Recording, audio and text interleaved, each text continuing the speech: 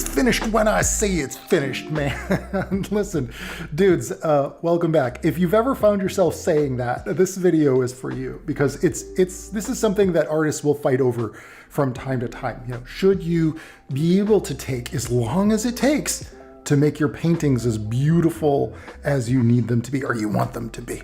You know, is it wrong for employers to put a deadline on you? You know, should it be okay for you to have to work quickly? And that is a difficult place to be in, because there's a lot of stress if you're feeling like you got to compete with all these other artists. Sometimes you just need like an extra few days to make it pop, to make it, you know, sing, to make it sing and pop. I think that the reason why this is a kind of a point of contention, and one that different artists will have different philosophies on, is because some artists are coming from a production environment where they've got players, you know, gamers that buy the games that they work on, or there are people who buy movie tickets. And so like the movie has a deadline. It has to come out when the director or when the movie studio said, hey, this movie's going to be in theaters at a certain date, or this game will be on the shelves at a certain date. And if you miss that date, there's a lot of blowback, and especially with customers, you know, for the video game industry, which is the industry I work in.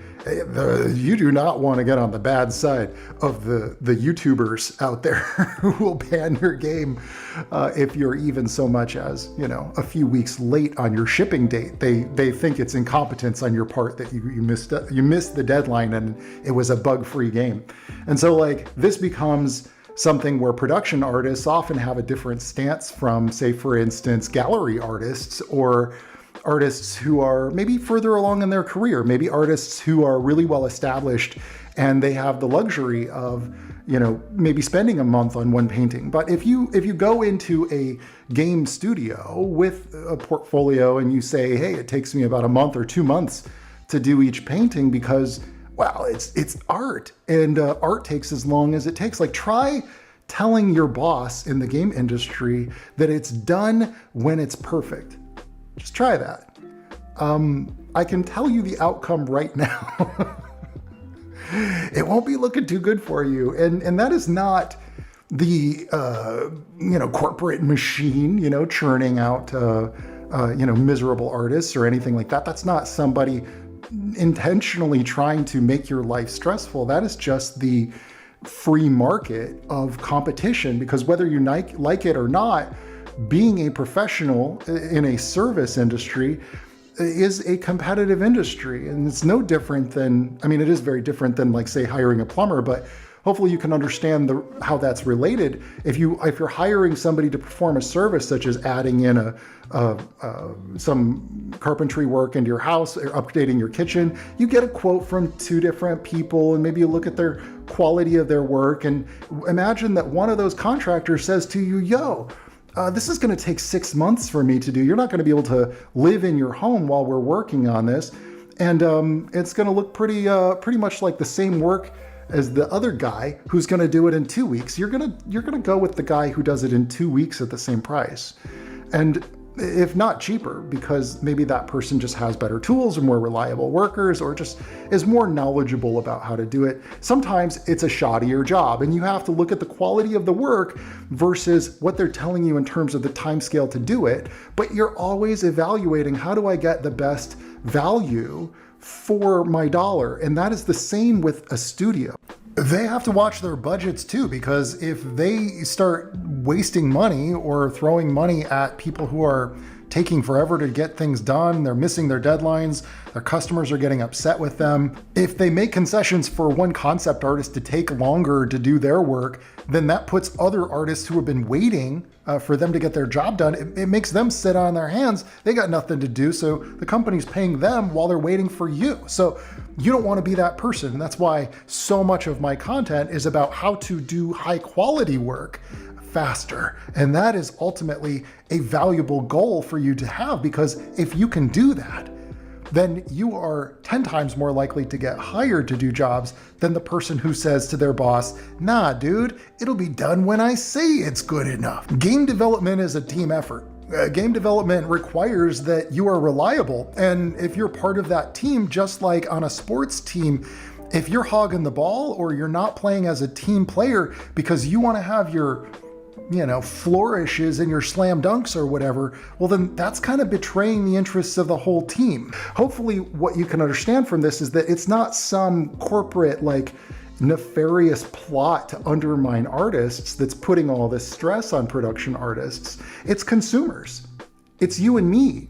And so we can't be angry at that any more than we could be angry at ourselves for being upset that a game that we're really anticipating got delayed. Hell, these days there are a lot of games that should have been delayed. You know what I'm saying? Instead of trying to make that deadline, but they got stockholders to answer to, and those are customers too, Corporations are bound by their fiscal responsibility, by law, to maximize profits. By law, they're required to maximize profits for stockholders. It is their business, and if they don't do it, corporations can go under for that. And this whole thing is starting to sound like I'm defending corporations. I'm not, certainly not, because I have no taste for any of this stuff. But if you're going to operate within the system that exists, if you're earlier on in your career, if you're just looking to break in, or you're a working employee at these companies, you gotta play by those rules.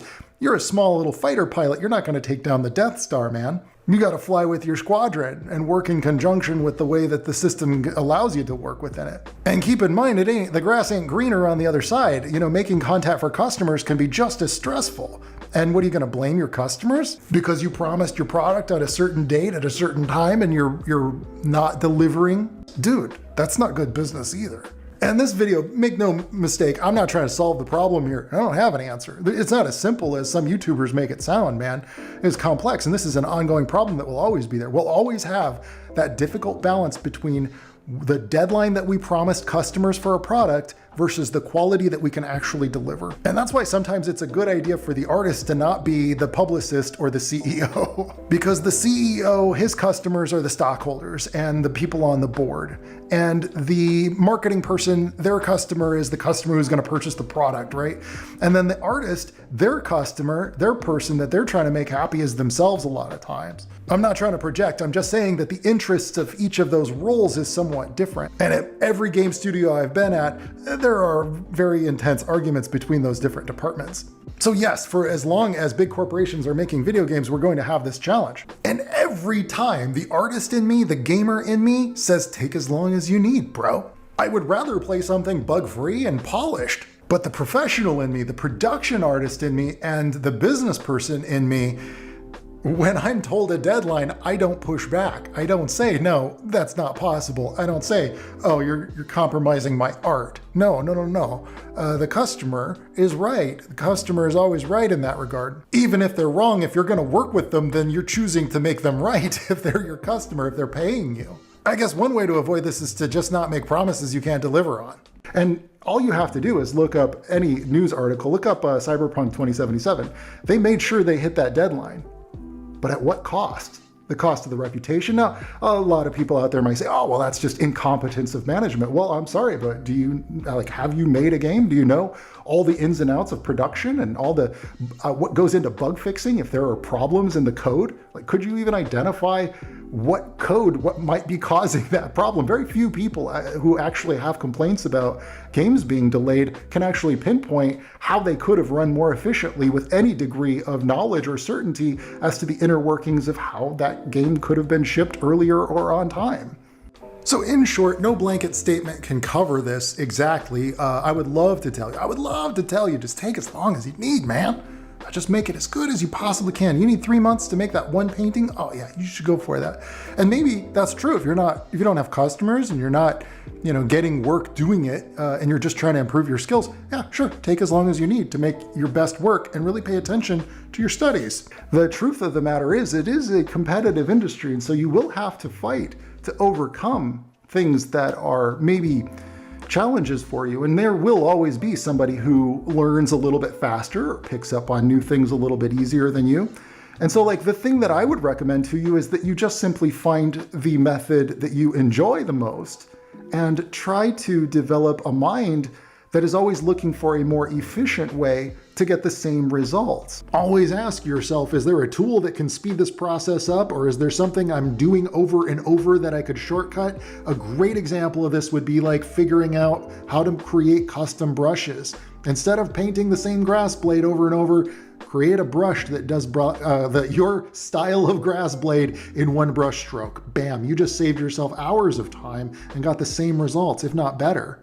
I've seen a lot of artists and worked with a lot of artists that insist on going the long way around rather than just shaving off literally 90% of the time and getting the same results. All right, so let's break it down. In summary, if you are not expecting a paycheck, if you are just training and just building up your skills, take as long as you need. You're not in the competition yet, man. If you need to redraw your guides or do a reference study and stop in the middle of a painting to like pull up some reference of a bicep or double check that 3-point perspective, take as long as it needs for you to feel really proud of the work that you've got. If you're looking at your portfolio and you're like, oh man, I keep getting rejected, well, hold that portfolio up next to an artist that's actually already employed or an art book from that company. Does your work look as good as what they've already got? If it doesn't, go back to the grindstone, man, and put in the time necessary. I spent a lot of late nights early in my career, man. I'm not above this. When I really want to achieve something difficult, I realize it's going to take personal sacrifice. It's going to take a long time to develop a new skill. And the last thing you want to do is compound that anxiety with the stress of a really harsh deadline. Now, it's not a bad idea to give yourself a soft deadline, like, I'm going to do my first draft of this painting or something, and I'm going to give myself a deadline. Really challenge yourself, but don't put yourself in such a challenge that you're going to set yourself up for failure, okay? Okay, but here's the other side of that coin. Let's say that you start getting work and you have a boss who says, hey man, we need this in 2 days. Well, you know how much time you got? You got 2 days, buddy. You can't push back. You can't tell them, no, that ain't possible. Otherwise, they just go to the next artist in line, especially if you don't have any clout. Once you got yourself some clout and you've socked away some cash, then you can take bigger risks and you can say, nah, you know what? I only work on high-end stuff where I get to take as long as I need to get it done. At some point, you may find that you can do things more on your own terms. You don't get that right away. It comes from paying your dues. Speaking of which, I've bought my own freedom, dudes. I am making my own indie game. That's what you're watching me paint on here. I'm doing some concept art for some new locations. I've been talking about Twilight Monk for years, so you know about that. But with this one, I'm taking a little bit of a different approach. I don't want to do that hardcore pressure to deliver on a deadline other than what I've promised. However, if you're a digital artist and you are a working employed artist and you are facing a situation where you got a boss who's telling you to speed up, you got to figure out some tricks, man. You got to figure out some cheats. And that's exactly why I've created the Photoshop cheat box.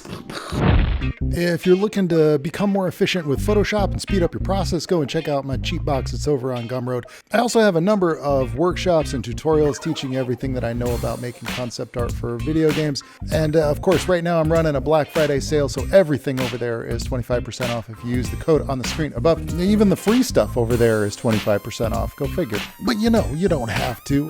If you're just looking for something to listen to or to pick up a few art tricks or opportunities to help you with your art career, well, I'm here every Friday, so you can subscribe and ring that bell.